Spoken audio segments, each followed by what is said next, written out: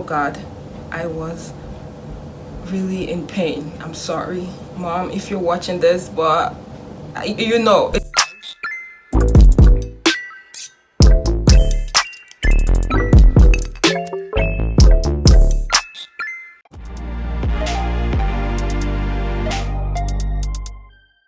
Hey everyone, welcome back to my channel. So today we're gonna talk about some unspoken rules in an African home. If you guys didn't already know, I grew up in Nigeria. I spent 13 years of my life there. I grew up with my mom and now I'm with my dad. So like there are some things that I'm supposed to do and some things I'm definitely not supposed to do. So today we're gonna see what made Michelle and see what shaped me into who I am today. So without further ado, let's get into it. I typed them on my phone to remember them. These are all the things I remember growing up, and to the best of my knowledge, I think I got most of it right. These are just basic general rules, but sometimes it might not apply to everyone, obviously, because we all grew up differently. So it's okay if you guys see things differently or if you guys have different rules growing up.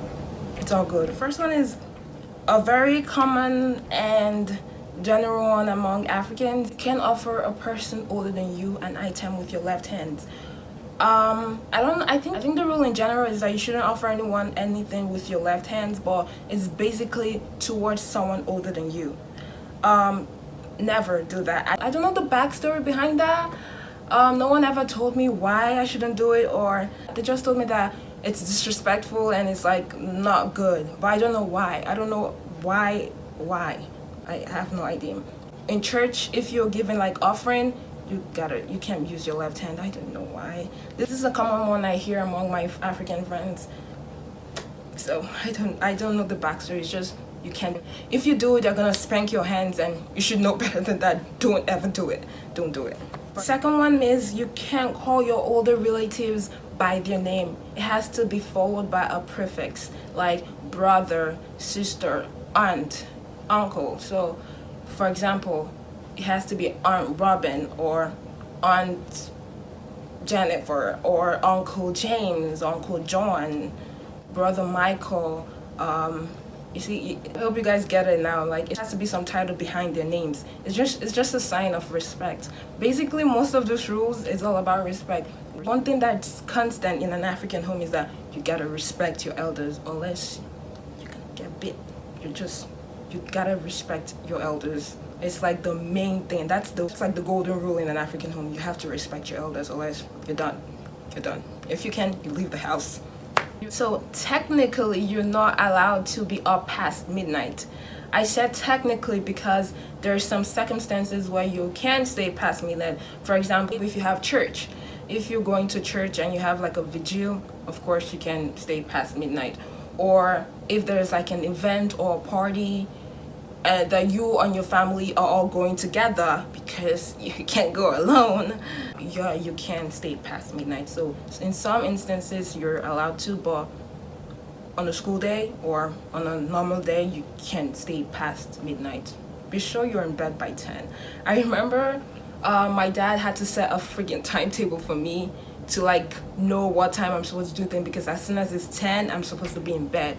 No excuses. Like 10 I should be in bed by then. He has cut down on the rule a little bit because I'm growing up, so yeah, well, by 10 you should be in bed. That's it. They have to approve your outfit before you go out or anywhere. Oh my god, I still remember when my mom used to dress me up. Oh god, I was really in pain. I'm sorry, Mom, if you're watching this, but you know it's true. My mom usually, I can't, it's just so it's not the best memory. Well, if we're going to church, she dresses me up, and then I hated sneakers so much. I hated sneakers so much. I wanted to have dress shoes. I wanted those girly shoes. I don't want sneakers. I thought sneakers were for boys.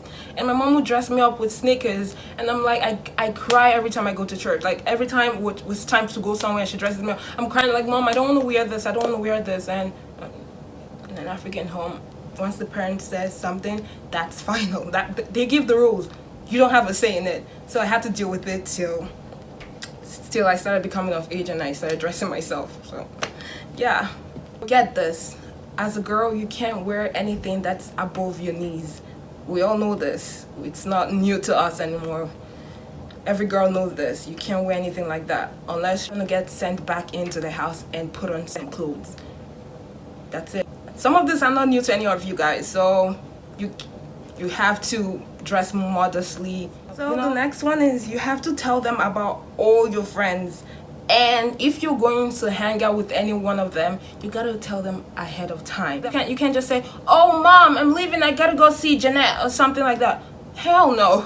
Hell no, you're not doing that. You can't just leave the house and just tell your mom, "I'm gonna go see my friend." No. You're staying back in. You didn't tell them ahead of time. You have to tell them like probably weeks before you go see them. And you have to tell them everything about your friend. In fact, you have to do a background search of your friend. You gotta tell them your friend's name, your friend's height, what they do, their parents. Yeah, you can't just dash out of the house and so I'm going to see this person. No, you're not going anywhere, sister. You're not going anywhere, sweetheart. You better go in there, go to your room and make your bed, or go to your room and sweep the house. You're gonna get sent to do something. Just know you're not leaving the house if you don't tell them ahead of time. I know this one is very common. Springtime ruins your life.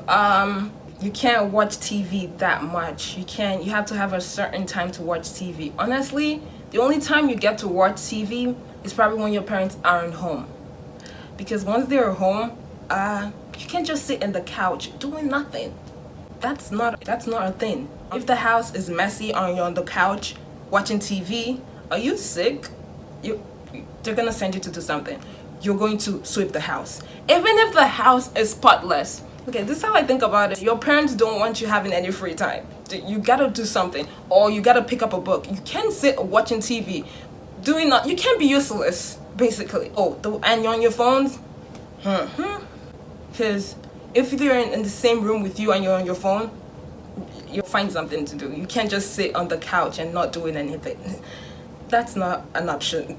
Sorry. Or you ask for something, make sure you've completed all your chores. I can't emphasize this enough. Make sure you've done everything you're supposed to do. You've done your homework, you've cleaned the house, you've done all your house chores. You can't just ask them for something and expect them to do it, obviously. And that is not a guarantee that they're going to give you what you want. It depends on their mood that day. Never ask for something when you know they're in a bad mood, because that's hell for you. You're not getting it. Forget it. You have to ask them probably when they are happy or in a happy place. I discovered the tactic to use. It's immature, but that doesn't mean I get what I want. Half of the time, are you kidding me?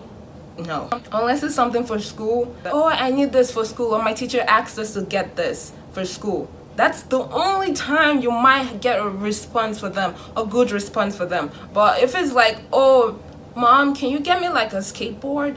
What do you need that for? Or, "Mom, I need more clothes." Or, "Mom, there's this trending thing going on now that I need." Are you my daughter? Are you my child? That's what they're gonna ask you. What are you talking about? Do not do that. The best time to ask them for anything you want for your own pleasure is when they're in a good mood. If they're in a good mood, there might be a possibility of them paying attention to you, but rather than that, forget it. If they let you visit someone, you can't stay there past 6 p.m. You can't sleep over, so we don't get sleepovers. I've never been to a sleepover. Yeah, the childhood sleepover thing. Parents can just drop me off there and say, "Oh, stay there and I'll go home." Unless if we're visiting someone together. But I have never been to a sleepover. So you can't stay in a person's house past 6 p.m. You gotta get home. You gotta get home. Unless you're waiting for a huge questioning when you get home. Because they're gonna ask you, "Where were you? What were you doing?" If you stay past 6 p.m. or stay past the time you're supposed to stay there, they're just gonna let you stay there. Once you come home, you're gonna get it. You are going to get it. Period. That's it. They're not gonna talk to you or tell you, "Oh, you just get ready for it." Just get ready for it. I remember one time I stayed somewhere past the time I'm supposed to stay there, and I got home. My mom didn't say anything to me. She didn't say anything to me. She let me walk into the house, and like I knew I was in trouble already. The most painful thing your parent can do to you is silence, ignoring you, not saying anything. That means your punishment is worse than you thought it was. That's the worst thing that can happen to you. If you go home and your parents just look at you and not say anything, be ready. Just get ready. Just get ready. Oh. Another one. Don't expect your parents to knock on your door before getting to your room. Yeah, no one is doing that. They're not going to knock on your door to get into your... They bought the house, that's what they'll tell you. You're living under their roof. Who's gonna knock on your door to get into your room? They're just gonna barge into your room. What are you doing? What are you doing? Honestly, sometimes I feel like they're just trying to get me in trouble. If you've stayed a couple of weeks or days without doing anything bad, you've been a good child, something is up. It's like their parents' sense is tingling. They're like, she can't stay this long without doing something bad. Something is definitely up. Another one which relates to what I just said is that you can't be alone in your room while everyone else is in the sitting room. You can't do that. You can't just sit in your room or like stay in your room and you're on your phone and you're texting someone. I remember my sister, she was talking to her friend in the room, and my dad and I were watching TV. My dad was like, "Where is Chinelo?" And I'm like, she's in the room. And he just went in there and was like, "Chinelo, are you talking to your boyfriend? Is that your boyfriend you're talking to? Who are you talking to?"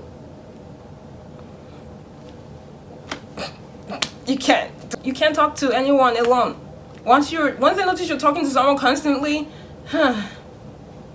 they know. Don't expect them to apologize for punishing you. If you get punished, if you're waiting for an apology, like, "Oh, I'm sorry there. I'm sorry. I shouldn't have done that." But you must be dreaming. That's not real. Don't expect them to apologize for punishing you. There's a tactic I found that they use. It's like an apology, but it's not, because they don't say "I'm sorry." Don't expect "I'm sorry" to come out of their mouth if they punished you. Forget it. Once they punish you, get over it. That's it. They might find a way to like soothe you, but like, "Oh, Kenny, do you want to eat? The food is ready. Kenny, do you know where my purse is or where my glasses are?" And I'm like, didn't I just get punished? Didn't I just get... I'm angry. They don't know that you're angry. They don't get that you're mad. They'll find a way to like make you feel better without saying it.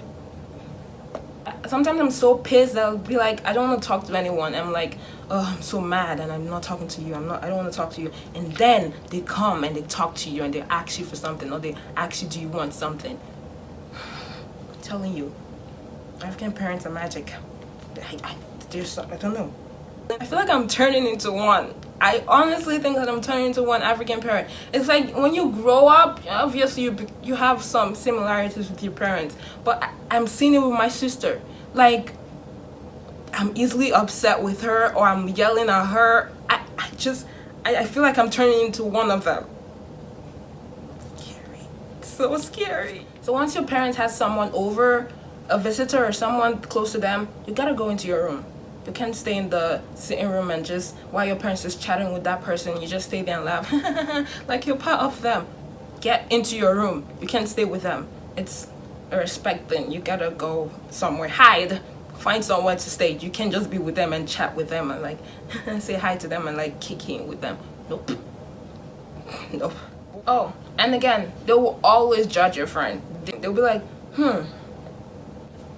I can't tell you how many times my parents have judged my friends.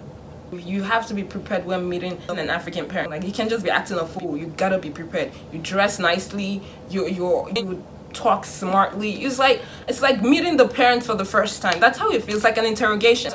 Obviously, they're not gonna talk about your friend while they're there. It's when they leave, they'll be like, "They're your friend. She's something. She's something though." Get prepared for that. It's either a good thing or a bad thing.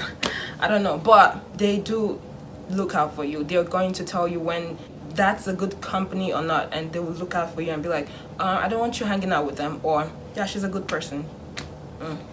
Yeah, they know.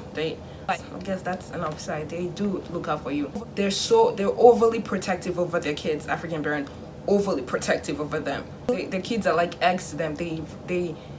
Because they believe that's like God gave them kids, and that's like the outcome of their kids are like prizes of whether they did a good job or not. I don't know if I'm explaining this the right way. I don't know if you guys are understanding what I'm saying, but the outcome of their kids are the prizes of all their struggles as parents. Like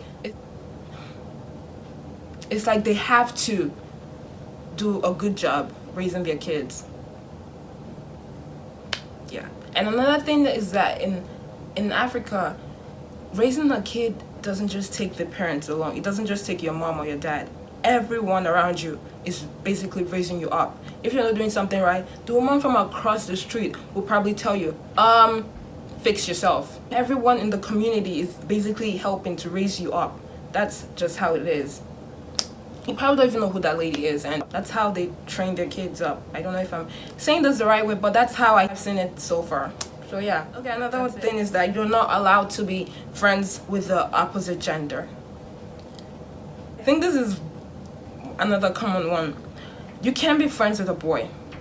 You can't say, oh mom, he's just a friend. What's just a friend? What does that even mean? You can't be friends with the opposite gender. You can say hi to them or like in school, but you can't be like, oh, he's my best friend. Cut it out.